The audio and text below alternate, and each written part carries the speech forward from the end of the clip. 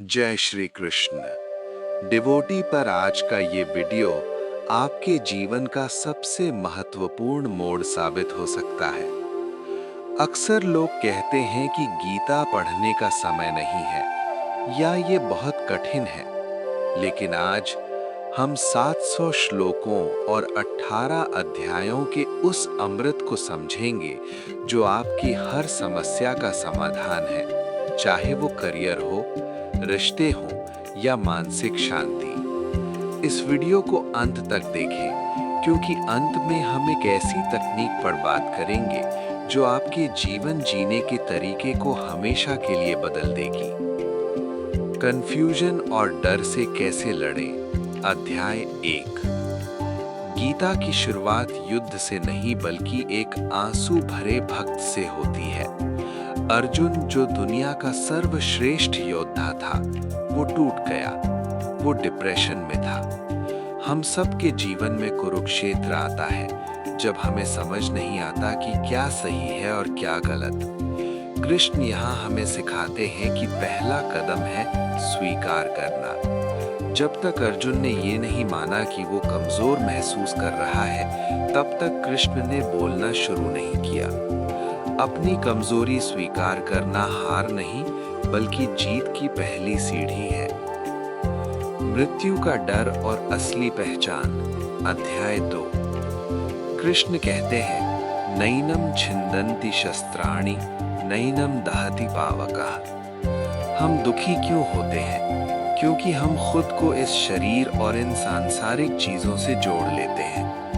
भगवान समझाते हैं कि जैसे हम पुराने कपड़े बदलकर नए पहनते हैं, वैसे ही आत्मा शरीर बदलती है। आज की सीख, अगर आप ये जान लें कि आप अविनाशी हैं, तो दुनिया की कोई भी असफलता या कोई भी नुकसान आपको तोड़ नहीं पाएगा।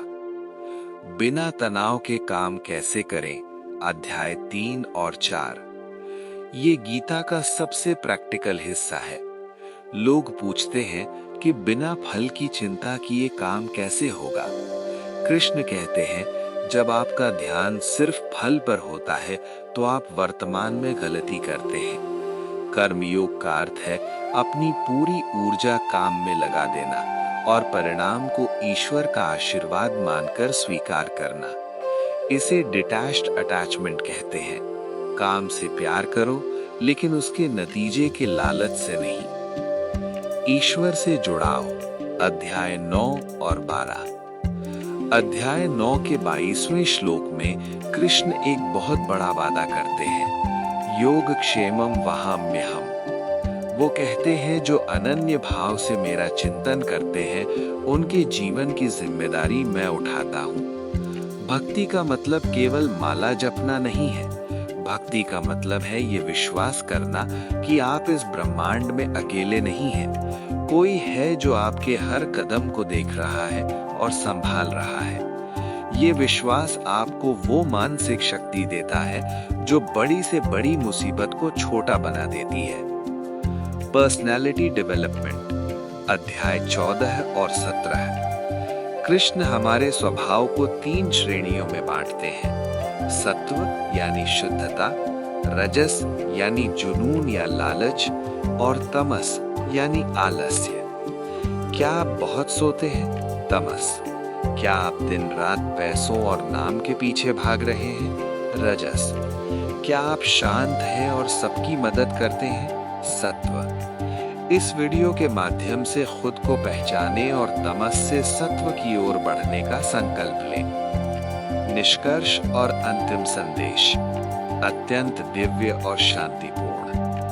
18वें अध्याय के अंत में कृष्ण अर्जुन से कहते हैं, मैंने तुम्हें सब बता दिया, अब जैसा तुम्हें ठीक लगे वैसा करो। ईश्वर हमें मजबूर नहीं करते, वे हमें रास्ता दिखाते हैं। डिवोटी का ये सफर यहीं खत्म नहीं होता। आज आपने जो सीखा, उसमें से कोई एक बात, जैसे फल की चिंता न करना या अभ्यास करना, कल से अपने जीवन में उतारें। अगर ये मिनट आपके दिल को छुए हों, तो इसे अपने कम से कम 5 दोस्तों के साथ शेयर करें। ये भी एक प्रकार की सेवा है। सब्सक्राइब करें और हमारे साथ इस आध्यात्मिक यात्रा में बने रहें। सर्वधर्मान् परित्यज्य मामेकम शरणम व्रज। सब कुछ मुझ पर छोड़कर मेरी शरण में आओ, मैं तुम्हें सब पापों से मुक्त कर दूंगा। जय श्री कृष्ण।